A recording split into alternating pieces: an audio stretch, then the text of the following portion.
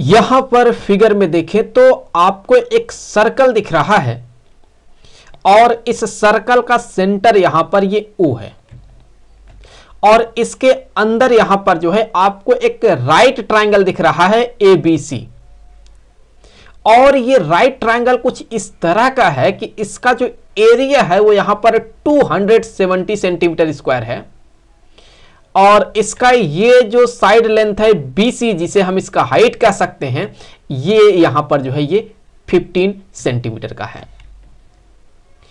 तो यहां पर जो है हमें इस सर्कल का एरिया पता करना है। देखिए अगर हम किसी तरह से इस सर्कल का रेडियस पता कर लें तो हम इसका एरिया पता कर सकते हैं। तो हमारा पहला टारगेट क्या होगा? हमारा पहला टारगेट यह है कि हम किसी तरह से जो है इस सर्कल का रेडियस पता करें। तो देखिए हम इसका रेडियस कैसे पता करेंगे। सबसे पहले तो उसके लिए हमें पता है कि एक राइट ट्रायंगल का जो एरिया होता है वो होता है half into base into height. तो हम कह सकते हैं यहां पर एरिया कितना है? एरिया है यहां पर 270 equal to half into base. Base तो यहां दिया नहीं गया है तो बेस कौन है? ये AB है। सो ये जो AB है ये बेस है तो मैं यहां AB लिख देता हूं। AB इनटू इसका जो हाइट है, हाइट कितना है? ये BC है जो कि है 15 यूनिट का, तो 15 है ये। तो यहां से अगर आप देखें तो AB जो होगा ये AB यहां से बराबर आएगा 2 इंटू 270 डिवाइडेड बाई ये 15। तो यहां से AB जो है ये इक्वल हो गया 36 सेंटीमीटर के। तो यहां पर जो है हमें ये AB मिल गया। अब देखिए अब यहां पर जो है हम क्या करेंगे, हम यहां पर ये जो राइट ट्रायंगल दिख रहा है जिसका कि ये बेस AB है, इसको हम यहां पर जो है आगे बढ़ा देंगे कुछ ऐसे। तो हमने यहां पर मान लिया कि ये जो पॉइंट है ये पॉइंट है यहां पर D। तो इसके बाद हम क्या करेंगे कि ये जो C है और ये जो D है इसको यहां पर जो है हम आपस में कर देंगे कनेक्ट यहां कुछ ऐसे। तो अब अगर हम यहां पर यूज करते हैं थेल्स थ्योरम, तो देखिए थेल्स थ्योरम क्या कहता है? वो ये कहता है कि if A, C and D are distinct points on a circle where the line AD is a diameter then the angle ACD is right angle. तो यहां देख लें ये जो 3 पॉइंट दिख रहे हैं आपको A, C और D, ये तीनों इस सर्कल पे हैं और यहां पर ये जो AD है ये डायमीटर है। तो फिर ये जो एंगल होगा यहां पर ये जो एंगल होगा ACD ये राइट एंगल होगा। तो यहां पर ये 90 डिग्री होगा। तो यहां पर ये परपेंडिकुलर हो गया एक दूसरे के। अब अगर ये परपेंडिकुलर है तो इससे हम क्या सिद्ध कर सकते हैं? अगर हम ये मान लेते हैं कि यहां पर ये जो एंगल है ये वाला एंगल ये अल्फा है, ये अल्फा है और ये जो एंगल है चलिए मान लेते हैं ये जो एंगल है ये यहां पर बीटा है। सो ये वाला एंगल यहां पर बीटा है और ये तो 90 डिग्री का है। तो क्लियर है कि यहां alpha plus beta, alpha plus beta ये यहां पर 90 डिग्री का होगा। अल्फा प्लस बीटा यहां पर 90 डिग्री का होगा। देखिए यहां पर जो है ये 90 डिग्री है, उसमें से ये बीटा है। तो ऑब्वियसली हम यहां पर ये कह सकते हैं कि यहां पर ये जो एंगल होगा ये वाला, ये यहां पर जो है ये क्या होगा, ये यहां पर अल्फा होगा क्योंकि अल्फा प्लस बीटा को 90 के बराबर होना है तो इसलिए यहां पर अल्फा होगा।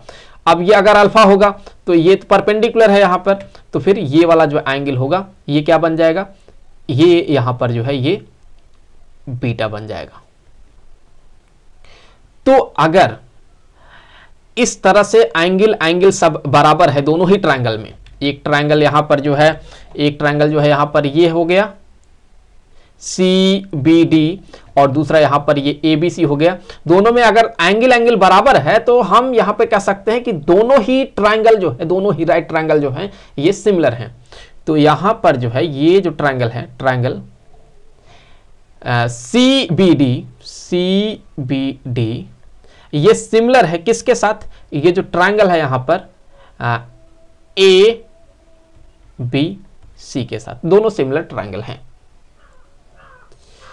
तो अगर सिमिलर ट्रायंगल है तो फिर अगर हम ये मान लेते हैं कि यहां पर ये जो BD है, ये जो BD है, अगर मान लेते हैं यहां पर ये X है, तो हम यहां पर कह सकते हैं कि चूंकि सिमिलर है दोनों ही ट्रायंगल, तो हम यहां पर ये कह सकते हैं X divided by 15 equal to ये होगा यहां पर ये होगा यहां पर 15 डिवाइडेड बाय ये यहां पर ये जो AB है वो, तो AB कितना आया है? AB यहां पर 36 आया है, तो यहां पर हो जाएगा 15 डिवाइडेड बाय 36 के।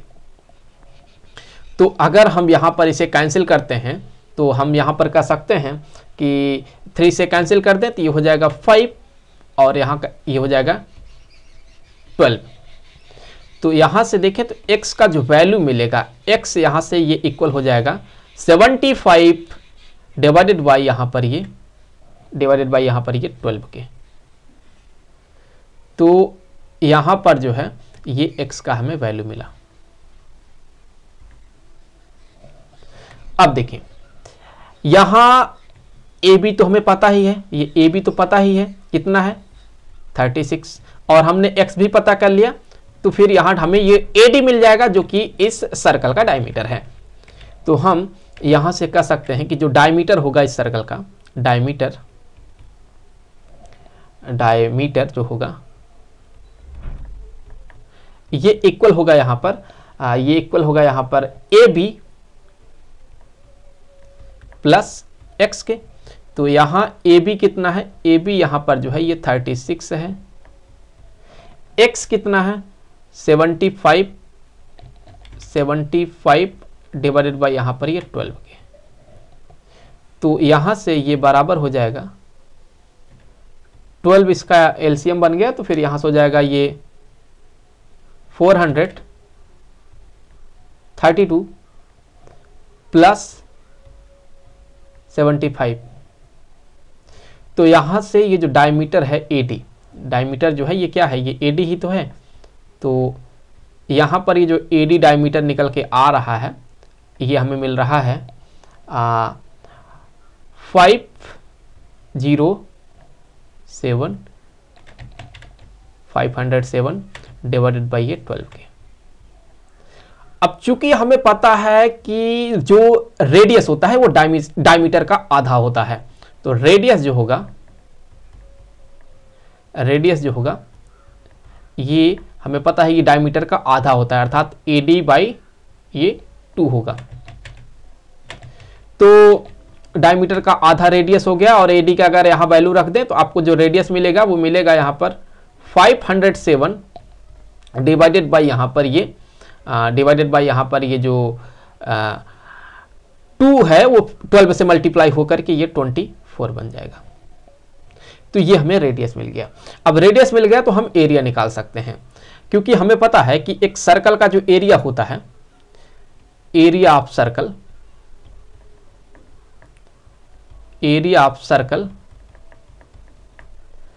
ये बराबर होता है पाई इंटू सर्कल के रेडियस का स्क्वायर।